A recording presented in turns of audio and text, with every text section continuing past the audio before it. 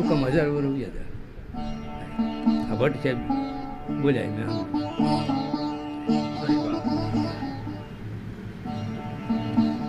ઈ કયા પ્રકારનો સૂર હશે હવે હું એમ કહું ભાઈ કારણ કે સૂરની અલૌકિક તાકાત છે એની મીઠાશ એની અલગ ગાણું તમે એના ઢાળમાં પરફેક્ટ એમ લાગે કે આમ ઈ અલગ છે એમ એકાદો દુઃખ સંભળાવો એમ